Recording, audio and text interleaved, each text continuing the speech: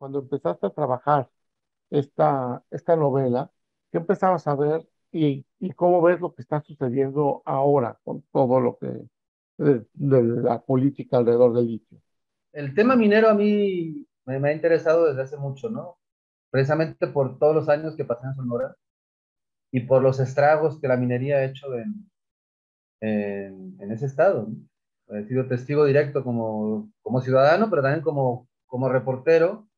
He sido testigo directo de las diferentes formas de destrucción sistemática que tiene esta actividad, ¿no? Y la impunidad, sobre todo, con la que trabajan estas empresas extractivas, sean transnacionales o nacionales. Y en el caso específicamente del litio, a mí me llamaba, yo te estaba siguiendo el tema porque en Sonora, bueno, pues estaba aproximadamente en 2010 llegaron, ¿no? A explorar. Ya tienen 2009, 2010, creo que fue la concesión, y ya tienen 12 años explorando. Y de hecho la novela está ubicada en 2014 Ujú. por lo mismo, porque me interesaba ese momento clave en el que están explorando. Todavía no se sabe muy bien qué está pasando. Eh, en México no hay conciencia del valor de lo que implica estratégicamente hablando este mineral. Y sin embargo, bueno, ya estaban ahí los canadienses y los chinos y ya estaban trabajando con, muy silenciosamente, ¿no? Entonces, bueno, era un tema que a mí me lo estaba siguiendo. Y cuando eh, cuando el litio se convierte en este mineral estratégico, no solamente el litio, todos los minerales que les llaman, que están en tierras, este, tierras sucias, creo que les dicen, ¿no? Que son el níquel, el cobalto y otros minerales que son estratégicos para la transición energética que se supone que estamos viviendo, hacia donde vamos. Entonces, bueno, la paradoja que hay detrás de esto, ¿no? Es decir, para salvar al mundo de gases contaminantes que provocan el efecto invernadero, pero poder seguir sosteniendo estas formas de producción y de consumo, recurrimos a los automóviles, a los vehículos eléctricos como la gran solución. Pero detrás de eso hay una explotación sistemática y una violencia, la violencia minera, que es un poco lo que refleja la novela. La violencia minera que arrasa con comunidades, que arrasa con ecosistemas y que tritura todo aquello que se pone por delante, ¿no? En este arrasar y en este triturar, una vez más, quienes vamos a poner la catástrofe y la sangre y los muertos y las carencias, vamos a ser nosotros, ¿no? Hablo de Latinoamérica, hablo del Triángulo del Litio, hablo de México, etcétera, para que el primer mundo pueda tener su transición energética y su conciencia tranquila. Entonces, bueno, me parece enormemente paradójico este tema de los minerales que garantizan la transición hacia las energías limpias como el litio. Además, en México, como escribes en la novela, pues se liga de alguna manera, causa de la impunidad, al crimen organizado y, en fin, ¿no? A los mecanismos de violencia pues, que vemos todos los días, ¿no? Sí, sí, hay una serie de voces en México que desde hace algunos años señalaron esto, y a mí también me llamó la atención y empecé a darle seguimiento a esta coincidencia, a este mapa de la violencia en México y el mapa minero, ¿no? Es sorprendente. Eh, es sorprendente cómo en las regiones donde más violencia hay, luego entonces donde más impunidad hay, donde el Estado de Derecho está menos garantizado, donde los asesinatos pues no se averiguan, no se investigan, porque pues están asociados siempre a esta nebulosa que llamamos crimen organizado. Curiosamente, estos lugares coinciden con una extraordinaria actividad minera. Entonces, este mapa y esta ocupación del territorio por parte del crimen organizado junto con las empresas extractivas o las grandes empresas que tienen proyectos energéticos o proyectos de explotación de los recursos naturales, es bastante curioso. Pero además está documentado y hay testimonios y se ha señalado una y otra vez cómo las mineras se han servido del crimen organizado para desplazar a las comunidades o bien para eliminar a las voces incómodas, a las defensoras o defensores del territorio cuando estos se oponen a sus proyectos, ¿no? El gran tema en México es la inseguridad y la violencia y el crimen organizado.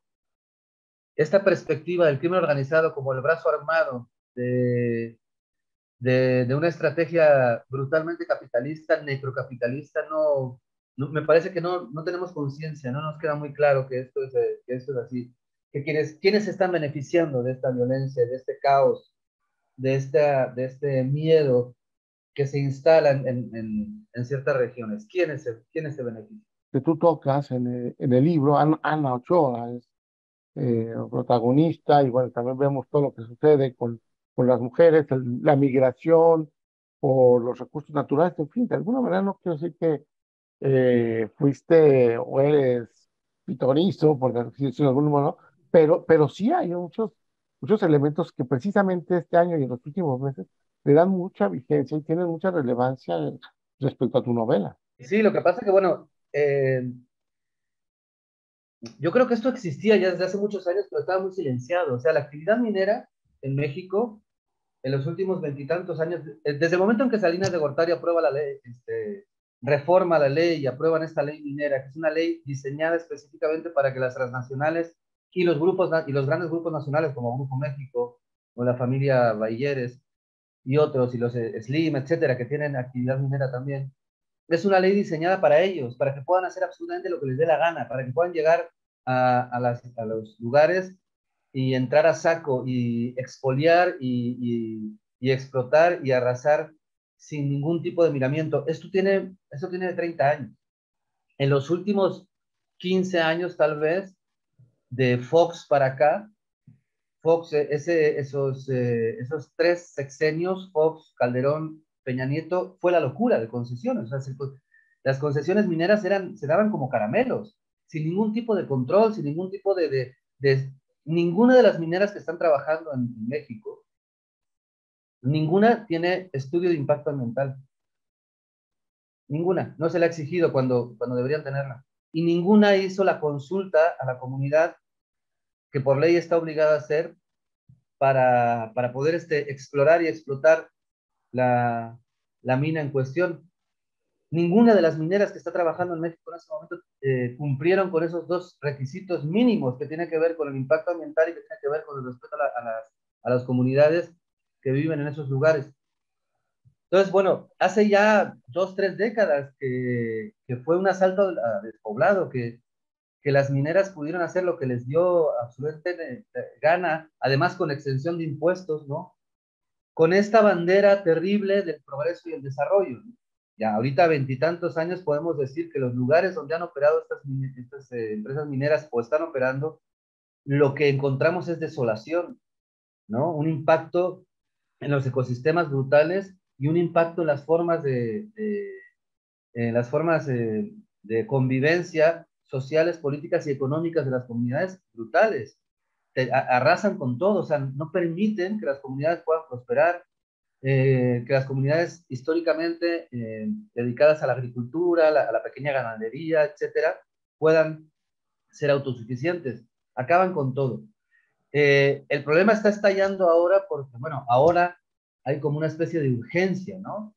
En términos el tema ambientalista se ha vuelto un tema tan urgente, la ausencia de agua ha sido tal, hemos llegado a tales extremos de ausencia de agua, de sequía, de falta de líquido para la gente, entonces están empezando a salir todas estas políticas irresponsables, homicidas, que durante muchos años permitieron que las empresas mineras explotaran el territorio sin ningún tipo de control, ni de acotamiento, ni de fiscalización, ni de vigilancia, nada. Entonces, ahora está estallando por una serie, en parte también porque, bueno, ha habido un freno, ¿no? Este gobierno se comprometió a no dar más concesiones, ya es algo, pero creo que falta mucho, se debe hacer muchísimo más, mucho más. Se deberían revisar las concesiones porque muchas de ellas se concedieron ilegalmente. Hay muchas mineras que están sometidas a procesos jurídicos que las comunidades los llevaron a juicio y que están congelados porque los jueces, ante el poder económico de estas empresas, no mueven un dedo. O jueces que sí sentenciaron a favor de las comunidades, como ha pasado en Sonora, eh, y que sin embargo no se ejecuta la sentencia, ¿no? Porque quien tiene que ejecutar la sentencia, en este caso las policías, etcétera, no van a mover un dedo, ¿no? En contra de las mineras. Entonces, sí, está bien que se haya frenado esta locura de concesiones que se repartían como si fueran, insisto, caramelos en una piñata, pero falta mucho, empezando porque urge reformar la ley minera, urge reformar la ley minera. ¿Qué opinión te merece que el gobierno mexicano nacionalice el litio, que cree una empresa nacional para explotar el litio? A mí me parece, a ver, primero es una medida que va a favorecer al país. O sea, no creo que que vaya a perjudicar al país.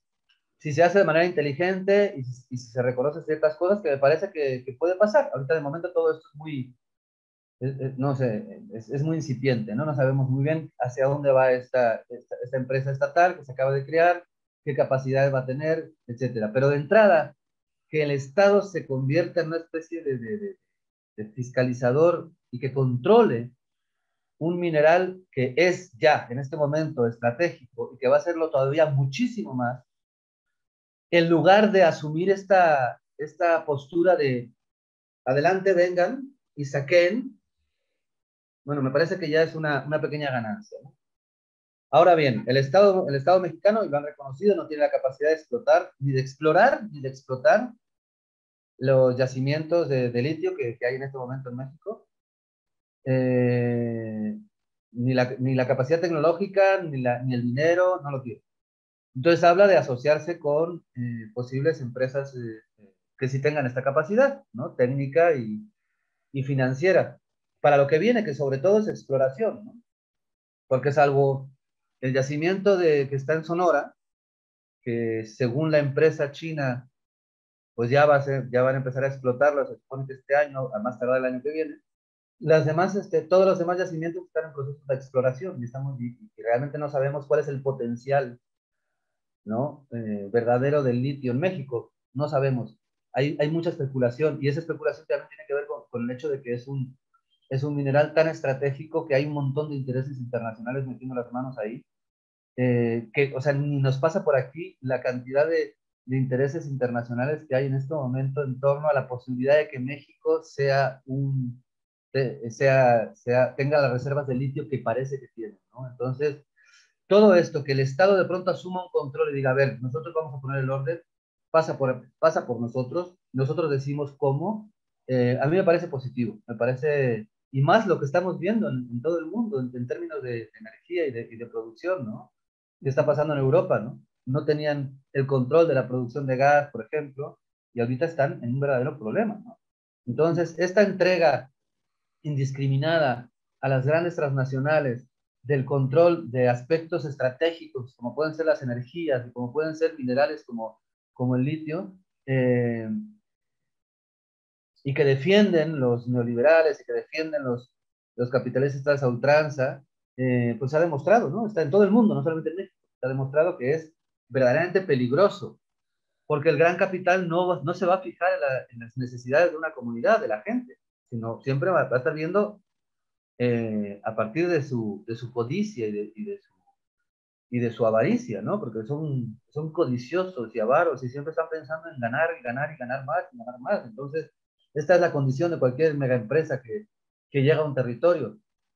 Se supone que un Estado, por su naturaleza, lo que hace es velar por los intereses de los ciudadanos.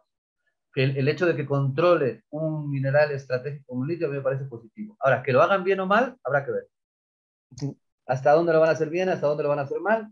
Ahorita es muy temprano, todavía todo está en pañales. Tus novelas, esta incluida, pues siempre tienen un toque, pues, policíaco, de intriga, una novela negra, pero creo que es fortuito, porque en principio escribe realismo. Esta es la novela sobre el ABC Nómada. Esta. Son novelas que parten de sucesos reales eh, y que se transforman. Parece que es el género idóneo y el género que define nuestra realidad como país, el género negro. Sí, no decía Gabriel Trujillo que el género negro era el costumbrismo en México. Yo no sé, no me gustaría pensar de manera tan pesimista, pero bueno, sí es cierto que el género te da elementos para penetrar en ciertas realidades que a mí en lo personal como escritor me interesan, ¿no? También eso tiene que ver, porque hay otras realidades en México y hay otras irrealidades en México que se abordan desde otros géneros y otras posibilidades. A mí como escritor me interesan ciertas realidades que vivimos en México y esas ciertas realidades, a la hora de buscar formas de representación literaria de esas realidades, el género negro sí te da elementos sustanciales para poder acceder a estas formas de representación, ¿no? Pero bueno, no creo que solamente sea, o sea, no, yo no concibo el género negro como una combinación de fórmulas, sino que más bien es como un tono. Para mí es, sobre todo es un tono y una estrategia, pero, pero bueno, procuro, o me gusta pensar que no me, que mis novelas, sobre todo las más recientes, a pesar de que abrevan del género negro y de otros géneros, como la distopía, etcétera, al final son eso, son estrategias narrativas para contar una historia y para hablar de los personajes que habitan esa historia, que es lo que normalmente siempre me termina obsesionando e importando más, ¿no?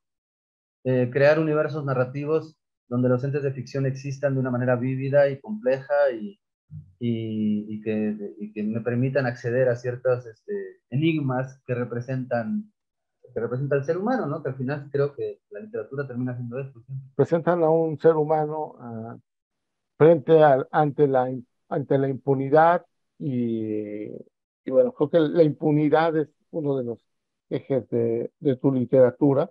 ¿Eres optimista en la confrontación de un hombre, de una mujer, en este caso, ante la impunidad? ¿Se puede erradicar o eres pesimista? ¿Sabes? Me cuesta responder a esa pregunta. Digamos que mi optimismo es cíclico. Hay momentos en que puedo ser optimista cuando veo ciertas cosas, ¿no? Ciertas acciones, ciertas estrategias que de pronto grupos sociales establecen y que ponen a temblar a quienes han sido históricamente los dueños de absolutamente todo, ¿no?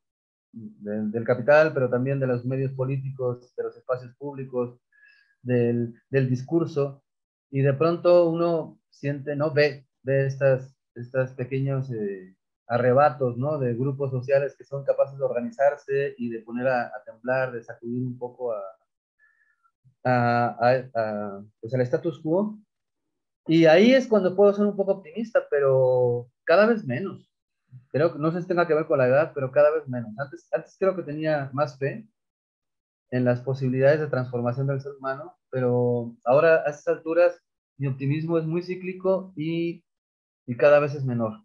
Cada vez los periodos de pesimismo, los periodos sombríos, están más presentes en cuanto a mi visión del mundo, ¿no?